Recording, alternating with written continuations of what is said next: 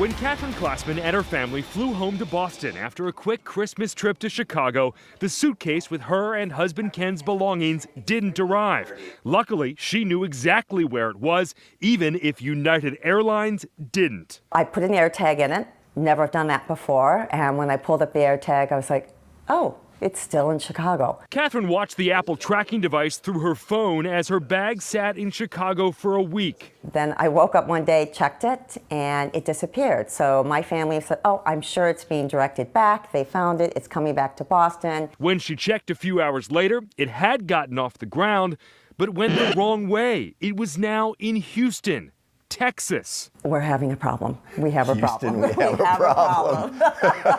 Catherine and Ken made numerous calls to United, waiting hours on hold, only to quickly learn they knew more than the airline. Nobody was listening to me. The guy kept telling me that the bag was in Chicago, and I'm like, it's not. I know where it is. I have an AirTag. And I gave him the physical address, and he would still come back to me and say, well, it might be in Chicago, it might be in Houston. I said, no.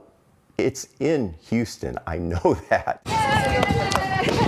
The suitcase saga similar to United passenger Valerie Zabala, who got her bag back, but only after going viral on Twitter. They kept saying that it was safe in a delivery center, and none of that was true. Valerie used an AirTag to live tweet as her missing suitcase spent days traveling with United's bag delivery service from an apartment building in D.C. to a McDonald's to Virginia and Maryland suburbs. United, get your act together. Stop lying to people. That's the worst part. My word of advice, besides AirTag, is take a photo of all your things before you travel. That's great advice. Federal rules say airlines are on the hook for up to $3,800 in compensation for lost luggage.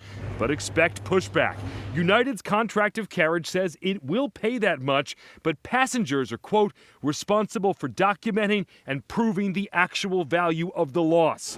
So photos would come in handy. Extremely frustrating, because nobody was listening to us. And they were actually downright, they just wanted to get us off the phone, some of the people. Catherine was told it could be months if she ever saw her bag again because United had no record of it leaving Chicago.